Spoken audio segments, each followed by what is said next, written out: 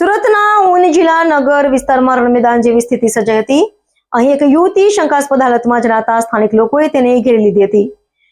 જોતામાં વાત વાયુ વેગે ફેલાઈ ગઈ છે કે આ યુવતી બાળક ચોરી કરવા માટે વિસ્તારમાં આવી છે. અફવા ફેલાતા જ સ્થાનિકોમાં રોષ ભભૂકી ઉઠ્યો હતો અને મોટી સંખ્યામાં લોકટોળું એકત્ર થઈ ગયું હતું.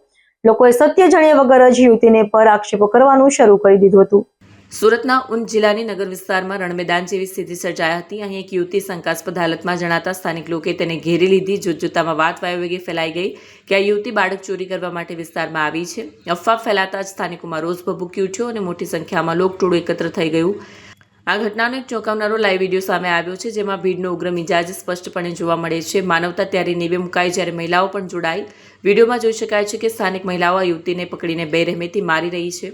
એટલું જ નહીં, ત્યાં હાજર નાના બાળકો પણ હાથથી યુવતીને માર મારતા નજરે પડ્યા.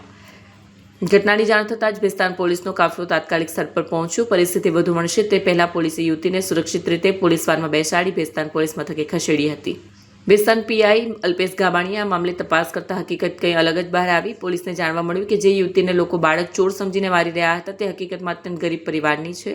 આ યુવતી પોતાની માતા સાથે ફૂટપાથ પર રહે છે અને ભિક્ષુક તરીકે ભીખ માંગીને પોતાનું ગુજરાન ચલાવે છે. પોલીસે યુવતીની માતાને બોલાવીને નિવેદન લેતા પુષ્ટિ થઈ કે તેઓ ભિક્ષુક છે અને કોઈ ગુનાહિત ઇતિહાસ નથી ધરાવતા. ભેસ્તાન પોલીસે સ્થાનિકોને અપીલ કરી છે કે સોશિયલ મીડિયા કે મૌખિક અફવાઓ પર વિશ્વાસ ન કરવો. શંકાના આધારે નિર્દોષ વ્યક્તિ પર હુમલો કરવો એ કાયદાકીય ગુનો છે.